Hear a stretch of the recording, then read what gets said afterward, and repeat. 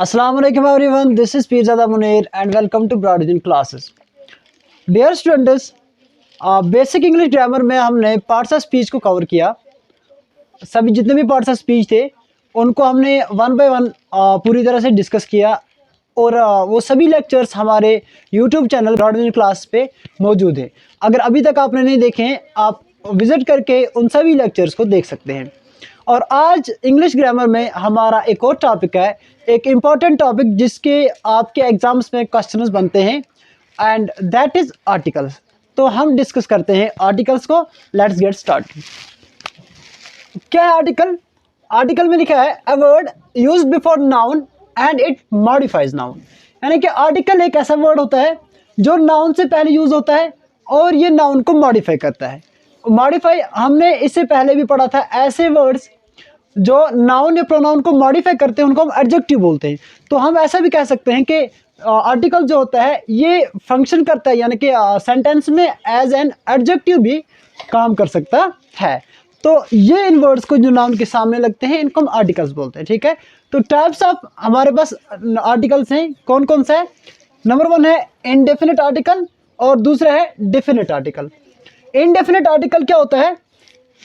जैसे इसमें एग्जाम्पल ए और एन, ये इनडेफिनिट आर्टिकल है। मतलब इनडेफिनिट आर्टिकल वो होता है जो किसी स्पेसिफिक चीज़ के बारे में बात ना करे, और डेफिनेट आर्टिकल वो होता है जो किसी चीज़ को स्पेसिफाई करे। कैसे? एग्जाम्पल से समझते हैं। जैसे आई बॉट ए पेन, मैंने एक कलम खरीदा, मैंने एक पेन खरीदा।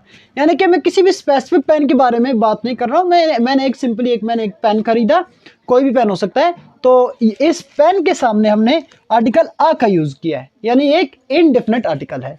उसके बाद डेफिनेट आर्टिकल क्या है? द। जैसे ये स्पेसिफाई करता है चीज़ों को, जैसे I like the pen which my father gave me. मैं पसंद करता हूँ, मुझे पसंद है वो पेन, वो कलम जो मेरे बाप ने मुझे दिया, जो मेरे वालिद ने मुझे दिया। यानी कि इस वक्त मैं एक स्पेसिफिक उस खास पेन के बारे में बात कर रहा हूँ जो मेरे वालिद ने मुझे दिया है। तो इस वक्त स्पेसिफाई हो रहा है, तो इसके सामने हमने क्या लगाया है? हमने लगाया आई लाइक द पेन, और यहाँ पे द का यूज़ है, यहाँ पे ए का, क्योंकि यहाँ पे हम किसी स्पेसिफिक चीज़ के बारे में नहीं कर रहे हैं बात, यहाँ पे हम उस पेन के बारे में बात कर रहे हैं जो वालिद ने दिया है। तो एक स्पेसिफिक यानी स्पेसिफिक पेन है, इसीलिए ये जो आर्टिकल यहाँ पे है ये डेफिनेट आर्टिकल है। अब इसके बाद हम देखते हैं कि आ और एन यानी कि इनडेफिनेट आर्टिकल्स को कैसे हम और कहाँ पे यूज़ कर सकते हैं। तो चलिए देखते हैं। इनडेफिनेट आर्टिकल्स जो हैं वो आ और एन है, तो कैसे इनको और कहाँ यूज़ करते हैं ये देखते हैं। जैसे क्या लिखा है? A and an means one, यानी आ और एन का मतलब होता है एक, and are placed before singular countable nouns. और ये किसके सामने आते हैं? सिंगुलर काउंटेबल नाउन्स के सामने लगते हैं। जैसे अ बॉय, बॉय एक नाउन है और है लेकिन क्या? काउंटेबल नाउन है, यानी इसको हम गिन सकते हैं, और है सिंगुलर, एक ही है। अगर बॉयज़ होता तो हम आ नहीं लगा सकते, यानी कि आर्टिकल जो है इंडेफिनिट आर्टिकल यहाँ पे नहीं लगा सकते। ये सिंगुलर काउंटेबल नाउन है, इसीलिए हमने अ बैग लगाया, अ बॉय लगाया है। इसीलिए उसके बाद अ बैग, ये भी बैग भी एक काउंटेबल, यानी इसको गिन सकते हैं। एक बैग, दो बैग, जो इस तरह एक बैग, दो बैग, ऐसे ही काउंटेबल नाउन को हम गिन सकते हैं, तो इसलिए काउंटेबल नाउन है। और काउंटेबल नाउन के सामने हमने आ लगाया है, ये सिंगुलर काउंटेबल नाउन है। उसके बाद ऐसे ही एन एग है, एन एंट है। तो ये एग्जांपल्स हैं, यानी कि कहाँ पे हम इंडेफिनिट आर्टिकल्स को यूज़ कर सकते हैं। उसके बाद एग्जांपल से समझते हैं। आई ईट एन एग डेली, तो एग है यहाँ पे, ये काउंटेबल नाउन है इसके और सिंगुलर है, और इसके सामने हमने एन लगाया है। उसके बाद एक और रूल याद रखना है इसमें, डू नॉट यूज अ और एन बिफोर अनकाउंटेबल नाउन्स। जो भी अनकाउंटेबल नाउन है, यानी कि ऐसे नाउन्स जिनको हम गिन नहीं सकते, ऐसी चीज़ों के नाम जिनको हम गिनने काउंट नहीं कर सकते उस तरह, उनके सामने हम आ और एन का इस्तेमाल नहीं करते हैं। जैसे गिव मी अ शुगर, शुगर चूँकि अनकाउंटेबल नाउन है तो हम इसके सामने आ जो लगाया है ये गलत है, ये हम ऐसे यूज़ यहाँ पे नहीं कर सकते हैं। ऐसे ही आई ड्रिंक अ वाटर, तो आई ड्रिंक वाटर जो है ये एक अनकाउंटेबल नाउन है, और अनकाउंटेबल नाउन के सामने जो है हम आ और एन का यूज़ नहीं कर सकते हैं। इसीलिए यहाँ पे जो हमने आ लगाया है ये भी रॉन्ग है। तो हम सिंपली कहेंगे आई ड्रिंक वाटर। तो ये है यूजेस। उसके बाद हम और कुछ यूज़ देखते हैं इसके। हाँ, अब उसके बाद हम देखते हैं आ और एन का यूज़ हम सेंटेंस में कहाँ पे करते हैं। तो जैसे यहाँ पे लिखा हुआ है a is used before words beginning with a consonant sound, यानी कि आ जो है इसको हम यूज़ करते हैं उन वर्ड्स के सामने जो स्टार्ट होते हैं कॉन्सोनेंट साउंड से। जैसे he is reading a book, ये जो बुक है इसके सामने हमने आ लगाया हुआ है। बुक एक वर्ड है और इसकी बिगिनिंग साउंड जो है वो बी है और बी एक कॉन्सोनेंट साउंड है। और ये कॉन्सोनेंट और वावल साउंड हम जो है इसके बाद देखेंगे। दूसरी एग्जांपल आप देख जो है इसके बाद हम और एग्जांपल जैसे अ बैग है, अ मंकी है। यहाँ मंकी में एम जो है ये एक कॉन्सोनेंट, यानी कि ये एक वर्ड है जो एक कॉन्सोनेंट साउंड एम से स्टार्ट हुआ है।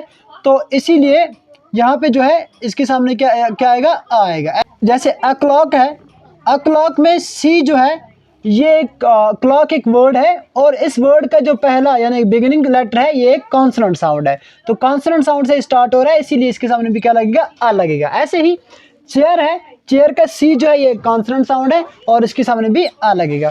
उसके बाद एन का हम यूज़ कहाँ करते हैं, an is used before words beginning with a vowel sound, यानी कि एन को हम यूज़ करते हैं उस वर्ड के सामने जिसकी पहली जो लेटर होगी, यानी कि जिसकी पहली साउंड जो होगी वो क्या होगी, वो होगी वावल साउंड। जैसे हम समझते हैं I have an apple for breakfast, यहाँ पे एप्पल है और इसके सामने एन लगा हुआ है।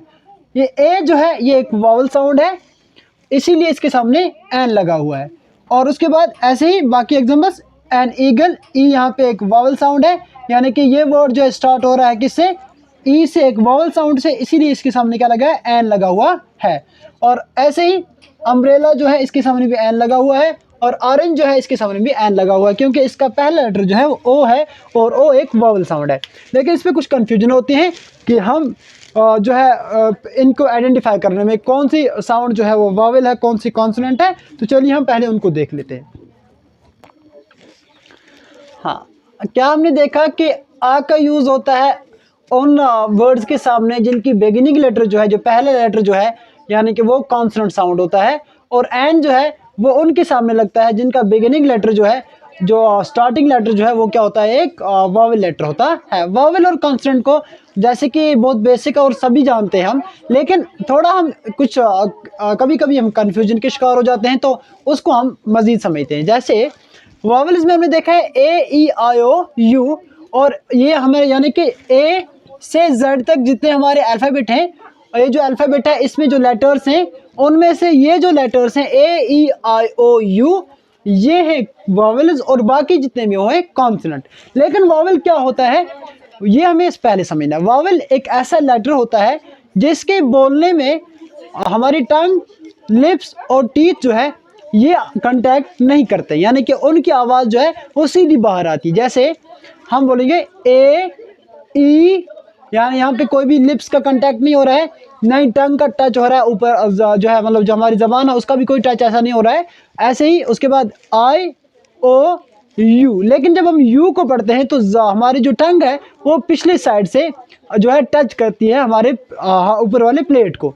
तो उस वक्त फिर हम यू को कब कह सकते हैं कि ये एक वावल साउंड है, क्योंकि वावल की डेफिनेशन ये है कि in the utterance of which there is no obstruction of sound, या जिनकी बोलने में ऑब्स्ट्रक्शन ऑफ एयर नहीं होगी तो उनको हम वावल्स बोलते हैं। लेकिन यू के बोलने में ऑब्स्ट्रक्शन होती है तो हम कब हम बोल सकते हैं कि यू जो एक ऐसा जो है, यू जब अपनी साउंड नहीं देगा उस वक्त वावल होता है। जैसे आप यहाँ देख सकते हैं अम्ब्रेला, अम्ब्रेला में यू जो है ये अपनी साउंड नहीं बल्कि आ की साउंड देता है, तो इस वक्त हम यू को क्या मानते हैं, एक वावल। लेकिन जब ये अपनी साउंड देगा, जैसे इनके साथ यूनिवर्सिटी, तो जब ये अपनी साउंड देता है तब एक कॉन्सोनेंट होता है। जैसे आ यूनिवर्सिटी, हम इसके सामने एन यूनिवर्सिटी नहीं लगाते हैं क्योंकि यहाँ पे ये कॉन्सोनेंट की साउंड देता है। और जब ये वावल की साउंड देगा उस वक्त हम क्या करेंगे, यूज के सामने एन यूज़ करते हैं। जैसे यहाँ पे अपनी साउंड आ की साउंड देता है, इसीलिए हम एन यूज़ करेंगे। दूसरा हम देख लेते हैं, बाकी जो या यूरोपियन है, आ यूरोपियन प्रोडक्ट बोलते हैं। हालांकि ये वर्ड जो है ये स्टार्ट हुआ है ई और यू, यहाँ पे दोनों हम लग रहे हैं कि ये वावल लेटर्स हैं, इनके सामने एन लगना चाहिए, लेकिन यहाँ पे ये यूरोपियन नहीं पढ़ा जाता बल्कि यूरोपियन पढ़ा जाता है, तो यू की साउंड आती है, इसीलिए यू जब अपनी साउंड देगा तो कॉन्सोनेंट लेटर होगा, तो इसके सामने हम ए का यूज़ करते हैं।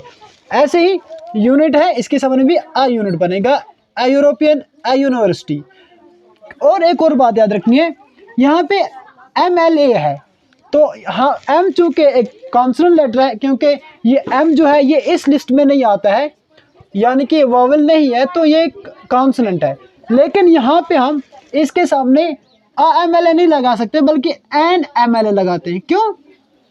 क्योंकि जब एम को हम जब पढ़ते हैं तो एम को पढ़ने में यहाँ पे एम यानी कि एम का साउंड निकलने, म की साउंड निकलने से पहले ए की आवाज़ आती है, तो ए की साउंड जो निकलती है, ए आपस जो है खुद में एक वोवेल लेटर है, इसीलिए हम यहाँ इसके सामने एन लगाते हैं, यानी ये अपनी साउंड नहीं देता है। फॉर एग्जांपल अगर ये ऐसे होता माउस, यहाँ पे जैसे माउस लिखा हुआ है, तो माउस के सामने हम ए लगाते हैं। क्यों आ लगाते हैं? क्योंकि एम यहाँ पे एम अपनी साउंड दे रहा है, इसको डायरेक्ट हम माउस पढ़ रहे हैं, म की साउंड दे रहा है। लेकिन जब MLA में हमने देखा वहाँ पे आ की साउंड MLA, यानी कि पहले ए की साउंड आ रही है, तो उसके बाद जो है एम की साउंड निकल रही है। तो इसीलिए जो ऐसे वर्ड्स हमें जब भी इनके सामने आर्टिकल्स को यूज़ करना होगा, हमें इनकी साउंड को देखना होगा, ना कि हमें ये जो है जहन में रखना है कि ये जो है ए या आई ओ यू यही सिर्फ वावल है, तो इनके सामने हम यूज़ करेंगे। नहीं, जब इनकी साउंड होगी ऐसी वावल साउंड होगी तभी हम इनके सामने यूज़ कर सकते हैं, अदरवाइज हम इनके सामने यूज़ नहीं करेंगे। एक क्विक रिविजन में मैं ऐसा बोलूँगा कि जब भी जो भी वावल लेटर्स हमारे हैं, तो उनसे कोई भी वर्ड स्टार्ट होगा, तो अगर वो किसी वर्ड के स्टार्ट में आ जाएंगे तो उनसे पहले हम क्या लगाएंगे? एन का यूज़ करेंगे। और जब भी कोई वर्ड जो है वो स्टार्ट होगा कॉन्सोनेंट लेटर से, उसके सामने हम आ का यूज़ करेंगे। लेकिन हमें हमेशा कॉन्सोनेंट साउंड और वावल साउंड को देखना ज़रूरी है, जो हम उसकी साउंड को पहचानेंगे। आई होप कि ये जो आ और एन आर्टिकल्स यानी इंडेफिनिट आर्टिकल्स हैं, इनको आप जो है आपको समझ आया होगा।